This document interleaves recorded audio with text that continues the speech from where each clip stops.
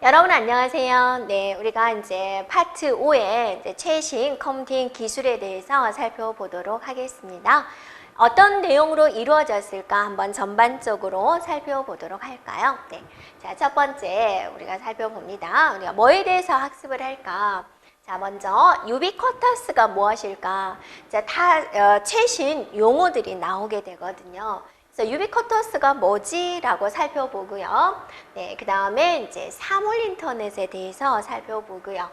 또 이제 여러분이 클라우드 컴퓨팅에 대해서 살펴보고요. 네, 그 다음에 이제 빅데이터에 대해서 살펴보고, 그 다음에 증강현실에 대해서 살펴보고, 자, 기타 여러 가지 컴퓨팅 기술에 대해서 살펴보도록 하겠습니다. 그래서 여기를 공부하는 방법은 이게 뭐지라고 용어적인 면을 이해를 해주면 되고요. 기타 뭐 활용 사례라든지 구구절절한 내용을 여러분의 이해를 돕기 위해서 이제 써놓은 내용입니다. 일단 첫 번째로 뭐를 기억을 하자? 개념적인 면. 클라우드 컴퓨팅 하면 이게 뭐지? 하고 떠오를 수 있도록 개념적인 면을 기억해주면 되겠습니다. 자, 그럼 먼저 유비쿼터스에 대해서 살펴볼게요. 여러분, 유비쿼터스에 대해서 들어봤나요? 네, 유비쿼터스 하면 또 학과 중에서도 유비쿼터스 학과라는 게 있습니다. 뭐에 대해서 공부하는 거냐? 모든 것들이 네트워크로 연결이 되어 있는 겁니다. 그래서 우리가 너무나 자연스럽게 네트워크를 받아들이는 환경을 유비쿼터스다라고 해요. 그러니까 여러분이 길을 가면서 산소 같은 게 유비쿼터스다. 무슨 말일까? 여러분이 지금 숨 쉬고 있나요? 네, 숨 쉬고 있으니까 강의를 듣고 있겠죠. 네, 우리 공기 중에 산소가 몇 % 이상이 되어야지 우리가 살아갈 수 있다라고 하죠. 여기 강의실에 들어오면서 여기 산소 몇 % 있나요? 숨 쉴까요? 라고 물어보고 숨 쉬는 거 아니죠. 그냥 숨 쉬는 거죠. 자, 우리도 이것도 마찬가지입니다. 네트워크다 그러면 여기 네트워크 연결되어 있나요? 네, 라고 물어보는 게 아니라 당연히 네트워크에 연결되어 있는 환경, 그거를 유비쿼터스라고 한다. 전혀 의식하지 않아도 그냥 자연스럽게 연결되어 있는 거죠. 언제나 존재하는 거예요. 언제나 존재하는. 네트워크가 언제나 연결되어 있다라는 거고요. 보이지 않습니다. 네, 네트워크 보이지 않죠. 네. 그 다음에 전혀 우리가 의식하지 않아요. 네트워크 연결되어 있나요? 라고 의식하지 않는다라는 거죠. 자연스럽게 사용하는 아주 조용한 컴퓨팅 환경을 유비쿼터스다라고 합니다. 자, 이 유비쿼터스는 이제 21세기를 위한 컴퓨터라는 이제 논문에서 유비쿼터스 컴퓨팅을 통해서 대부분의 일상생활에 컴퓨터 장치가 들어가게 된다라는 그런 개념을 제시를 해서 시작을 했습니다. 그래서 무선을 통해서 모든 기기들이 연결되어 있어서 어느 곳에서나 정보를 얻을 수 있는 환경, 의식하지 않고 자연스럽게 컴퓨터를 사용할 수 있는 환경을 말을 하고 있습니다. 자, 여기서 핵심입니다. 언제나 존재한다. 의식하지 않고 네트워크에 접속이 되어 있어서 컴퓨터를 사용할 수 있는 환경을 유비쿼터스라고 한다라는 거죠.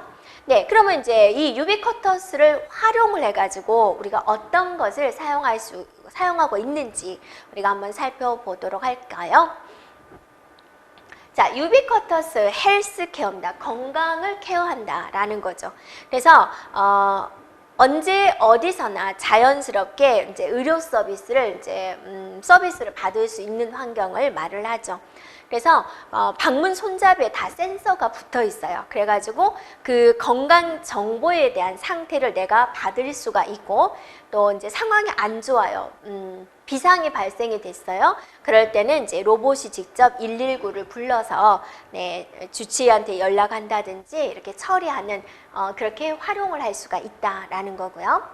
그 다음에 이제 스마트 타이어가 있습니다. 네, 일반적인 자동차 타이어인데 거기에 센서가 붙어 있어요.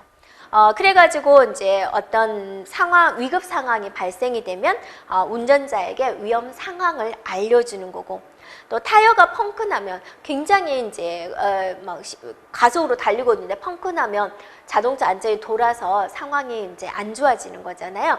네, 타이어가 펑크나기 전에 운전자에게 알려주는 거죠. 또 노면의 상태를 이제 판단을 해가지고 감지를 해가지고 타이어를 이제 타이어 외부 상태를 바꾸는 거죠. 네, 이렇게 활용할 수 있다라는 겁니다. 그다음에 이제 디지털 홈 프로젝트라고 있습니다. 홈이죠. 홈은 집이죠. 네. 그래서 스마트폰으로 휴대폰으로 이제 집안에 있는 기구들과 연결이 되어 있습니다. 그래서 집안의 조명을 스마트폰으로 조절할 수가 있고 또 난방, 내가 들어가기 몇 분 전에 미리 난방을 켜놓을 수 있고 또 에어컨을 미리 켜놓을 수가 있고 또 집안에 침입자가 발생이 되면 침입자 들어왔어요 라고 하고 그 영상을 바로 주인 핸드폰으로 전송할 수가 있고 네, 이런 기능이 되겠습니다. 네, 자, 그 다음에 이제 유비쿼터스 로봇이 있습니다. 로봇이라는 것은 이제 인간의 명령을 받아들여서 실행하는 로봇이죠. 그것뿐만이 아니라 주변 상황을 인지하고 또 판단하는 또 인공지능, 생각하는 기능, 그 다음에 감각 기능 이런 것들이 이제 있는 거죠.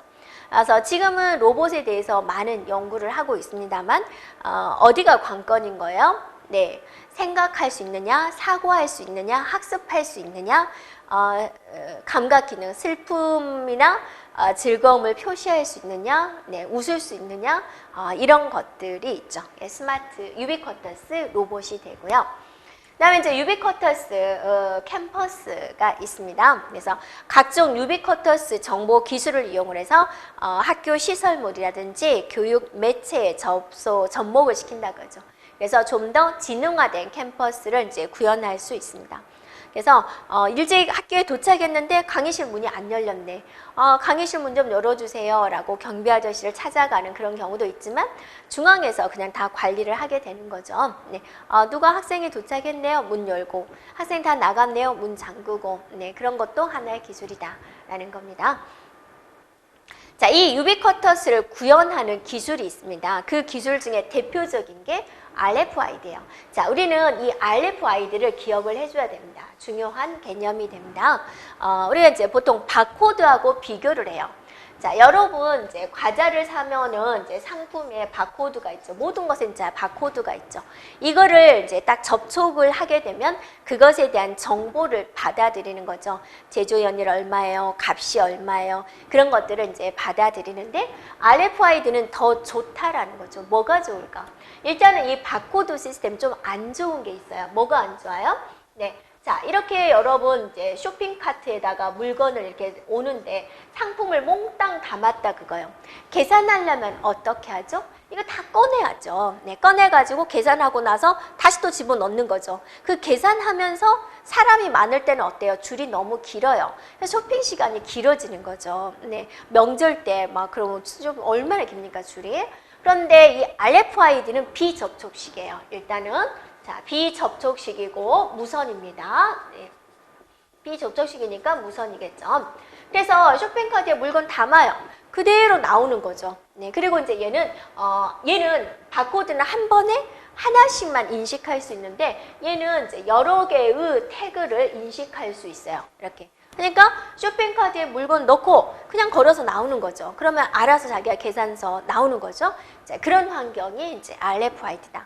자, 여러분 교재를 가지고 정리를 해볼게요. 네, 전파를 이용한다. 먼 거리에 있는 정보를 인식한다. 무선 주파수를 이용한다. 비접촉식이다.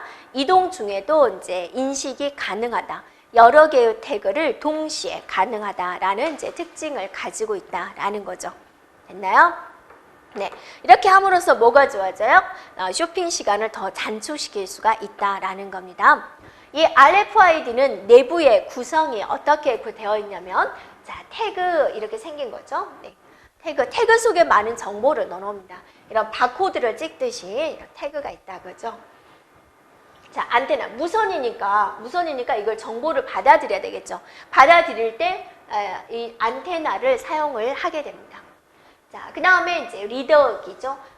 바코드를 읽어드리는 게 있었죠. 그게 이제 리더기의 역할이다라고 보면 되세요. 이렇게요. 네. 자, RFID는 이렇게 구성이 이렇게 되어 있습니다. 또 종류를 한번 볼까요? 네. 자, 수동형이 있고 능동형이 있고 중간에 반수동형이 있습니다. 자, 보세요. 수동형이 있고 능동형이 있다 그거죠. 이렇게. 자, 일단은 두 개의 차이점에 대해서 살펴보도록 할까요? 네. 자, 수동형은요. 네, 이 태그에 배터리가 없네요. 네. 없어요. 능동형은요. 태그에 배터리가 있어요. 그러니까 동력이 있어요. 네. 그러니까 우리가 뭔가 전기적인 매체라든지 그런 게 있어야지 되잖아요. 네. 그러니까 그 동력이라고 표현을 하는 거죠. 네. 그래서 수동형은 태그에 아무런 동력이 없은 거죠. 네, 배터리 자체가 없는 거고, 능동형은 어때요? 태그에 동력이 있어요. 그래서 읽었으면 어때요? 보내줘야 돼. 통신을 해야 되겠죠. 읽기와 통신을 할 때 어디에 있는 동력을 이용한다? 태그에 있는 동력을 이용한다라는 거죠. 네, 됐죠? 그럼 그 중간에 있는 반수동형은 뭐냐? 반수동형은 자, 읽기는 태그에 있는 동력을 이용할 거고, 통신을 할 때는 판독기, 네, 판독기에 있는 동력을 이용하는 거예요. 그래서 이렇게 구분이 되고 있습니다. 이렇게요. 자, 이런 구분할 수 있겠나요? 네, 구분해주면 되고요. 자, 이 RFID가 동작되는 원리를 한번 살펴보도록 하겠습니다. 네. 자, 제일 먼저 이제 우리가 바코드에다 이제 정보를 심잖아요. 정보에 따라서 바코드 모양이 나오죠. 마찬가지입니다. 네.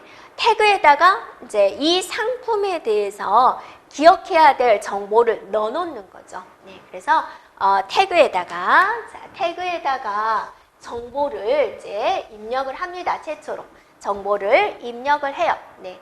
그러다가 이제 태그에 이제 접촉을 하겠죠. 태그에 접촉을 합니다. 네. 그러면 태그에 있는 이제 정보가 있겠죠. 네, 그 입력된 데이터를 안테나로 이제 전송을 하게 됩니다.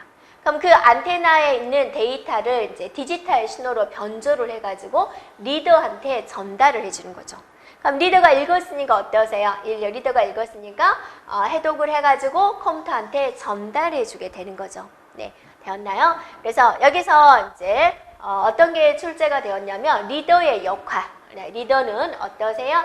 태그에 접촉을 해가지고 데이터를 태그에 접촉을 하고 그 다음에 이제 여기서 컴퓨터한테 전달해주는 역할을 하고 있다. 그래서 쭉 보니까 리더가 정보를 입력을 받는 거죠. 리더는 정보를 입력을 받고 네, 또 어떠세요? 다른 기능도 정보를 입력만 받는 기능도 아니죠. 네, 또 어떠세요? 전달해주는 그런 기능도 있는 거죠. 리더의 역할입니다. 그래서 RFID는 이제 우리가 꼭 기억을 해주고요.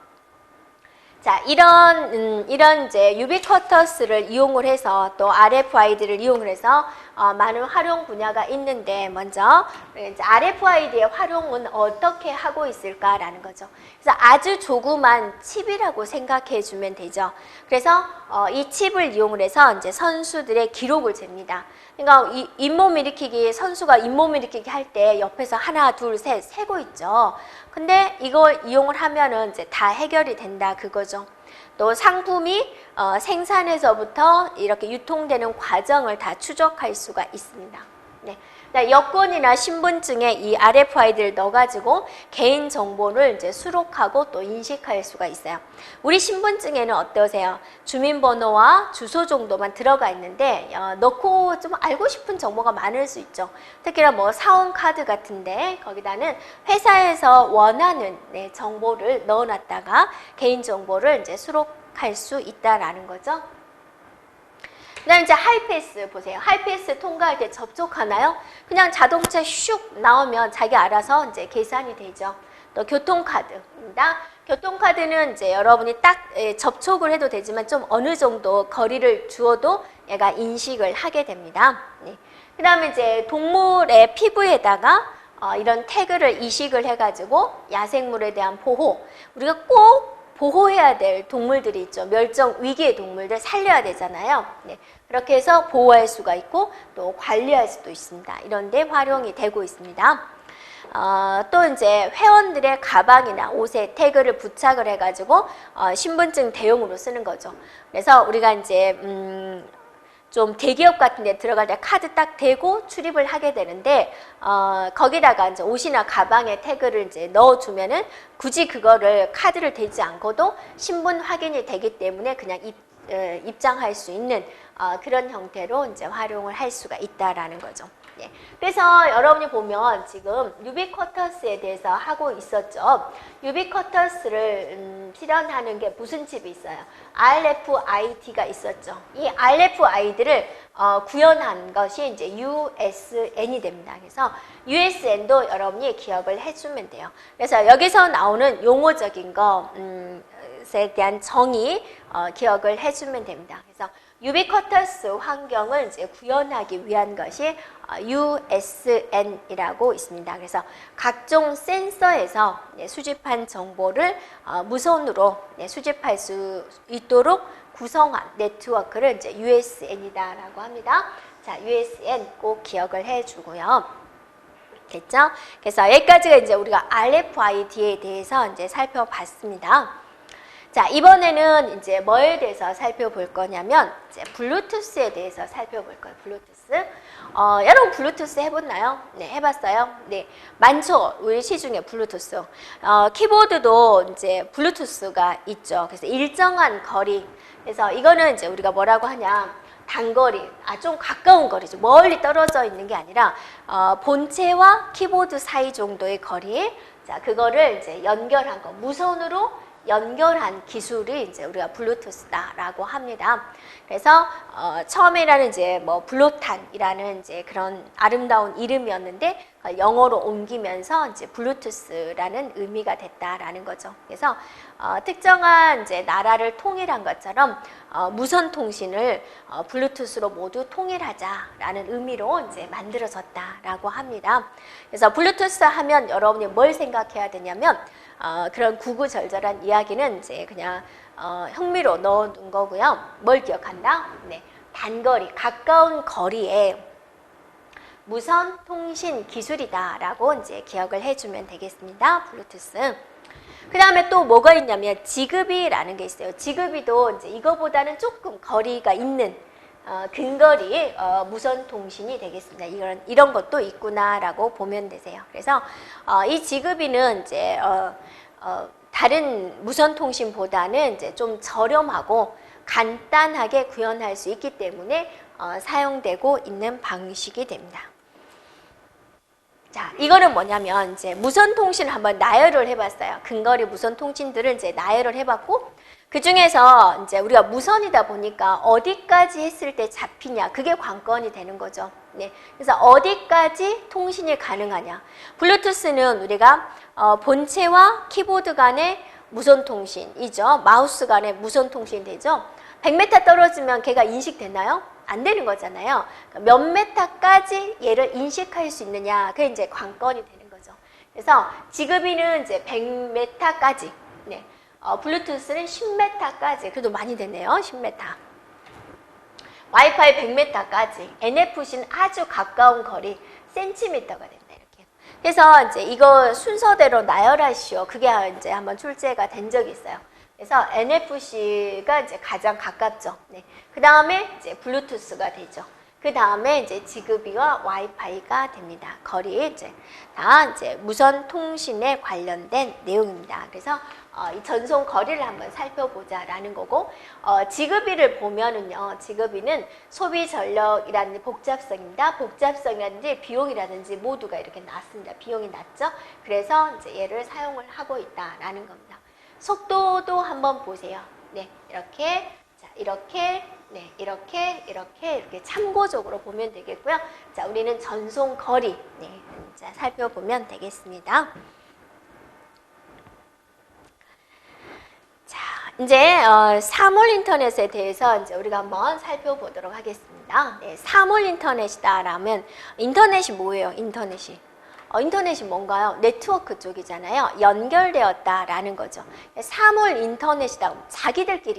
자기들끼리 그냥 사물들끼리 연결되어 있는 것을 이제 사물 인터넷이다라고 합니다. 그래서 인터넷에 연결된 사물들이 서로 데이터를 주고받는 거죠. 그래서 주고받는 것뿐만 아니라 스스로 분석합니다. 그래서 그 학습한 정보를 사용자에게 제공하는 거죠. 그럼 그걸 받아서 또 사용자가 원격 조정할 수도 있다라는 겁니다. 그래서 사물 인터넷 하면 우리는 뭐를 기억을 하느냐? 사물들끼리, 지네들끼리, 인간 빼고 지네들끼리 네트워크, 인터넷을 통해서 네, 정보를 주고받고 하는 것을 사물 인터넷이라고 한다라는 거죠. 자, 약자료는 어떻게 표현을 하느냐? 이렇게 표현을 한다 그거죠. 이렇게 IoT다라고 표현을 하게 됩니다. 네, 그래서 전에는 이제 사물과 사람, 또 사람과 사람 이런 연결해서 이제 인간을 조금 제외시키고 바쁘니까 사물과 사물 간의 연결로 우리가 이제 발전을 하고 있다라는 겁니다. 그래서 모든 사물이 인간의 도움 없이 네, 스스로 판단한다. 라는 거죠. 네. 그러다 보면은 이제 고장의 문제가 생긴다든지 또 유통기한의 문제라든지 이런 것들을 우리 인간이 그냥 쓰잘데없는 일에 이게 몰두하지 않고 좀 더 창조적인 일에 더 몰두할 수가 있다라는 거죠. 네. 그래서 이런 사물 인터넷은 이제 인터넷 세상을 바꿀 것이다라고 이제 예언을 한 거죠. 자, 사물 인터넷 일단 개념적인 걸 꼭 기억을 해주세요. 네, 사물들끼리 인터넷을 통해서 네, 정보를 주고받고 하는 것을 사물 인터넷이라고 한다. 이 사물 인터넷을 이제 활용한 예를 한번 살펴볼까요? 어디서 활용을 할 수 있을까?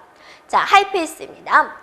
여러분이 고속도로를 딱 통과를 해보세요. 그러면 그 요금 정보를 누구한테 줘요? 하이패스 카드한테 주죠. 하이패스 카드는 어떠세요? 카드 결제, 거기에 이제 금액을 올려주는 거죠. 여기서 인간이 한 일 있나요? 그냥 자동차 타고 통과만 한 거죠. 요금을 이제 이렇게 카드 결제하기까지는 인간이 손도 안 댔어요. 그냥 통과만 하면 되는 거죠. 그래서 하이패스 단말기와 자동차에 부착된 단말기가 서로 대화를 한 거죠. 이거 얼마야? 얼마 결제 넓게 해가지고 스스로 판단해서 넘어간다라는 거죠. 그게 하이패스입니다. 근데 이제 건강 관리에서도 이제 우리가 사물 인터넷을 활용할 수가 있는데, 이제 체내 센서를 이용을 해가지고 심장 박동 수치를 그냥 나한테 안 알리고 그냥 병원에 바로 알려주는 거죠. 네, 그래서 이제 뭐 급한 일이 있으면 병원에서 바로 119가 오는 그런 시스템이다라는 거고. 또 자동차에서 이제 활용할 수가 있는데, 운전대를 딱 잡으면 운전자의 상태, 또 스트레스, 뭐 그런 것들을 바로 점검할 수 있다라는 거고, 딱 자동차 운전대를 딱 이건 좋은 것 같아요. 네, 자동차 운전대를 딱 잡으면 이 운전자가 음주운전을 했는지 확인할 수 있습니다. 그래서 음주 상태다 그러면 이제 시동이 안 걸리게 할 수가 있다라는 거고, 자동차가 사고가 났어요. 네, 사고가 나서 그러면 이제 운전자가 너무 많이 다쳤어요. 스스로 일어날 힘도 없어요. 주변에 누가 지나가기를 바랄 수밖에 없는데 자동차가 스스로 네, 신고할 수 있도록 해주는 그런 시스템. 그래서 활용할 수 있다라는 거죠. 또 여객선에서는 어떻게 활용할 수 있을까? 여객선 자체에 탈출 센서를 장착을 해가지고 지금 현재 배의 경사가 어느냐, 또 어느 정도 위험이 있느냐, 바닷물의 온도가 얼마냐, 파도 높이가 얼마냐, 그런 정보들을 실시간으로 수집을 한다 그거죠. 선박이 위험한 상황에 하면은 이제 승선자의 강제 탈출을 유도할 수가 있다. 자동으로 안내 방송이 나오게 할 수가 있다. 자동으로 탈출 통로가 생성이 되고 구명보트가 저절로 바닷가에 던져져서 더 이상 더 큰 인명 피해를 줄일 수가 있다. 네, 이런 데서 이제 활용을 하고 있죠. 이거 어떠세요? 우리 인간의 입장에서는 연구해볼 만하죠. 네, 그래서 많이들 연구를 하고 있습니다. 자, 그런데 이제 뭐 좋은 점만 있는 건 아니죠. 모든 제품이. 가장 큰 단점은 뭘까요? 유비쿼터스도 마찬가지고 사물 인터넷도 마찬가지지만 가장 큰 문제는 뭐예요? 보안이죠. 네, 이제 사생활 침해가 되는 거죠. 나의 건강 관리 숨기고 싶지만 그냥 다 넘어가게 되는다라는 거죠. 이렇게요.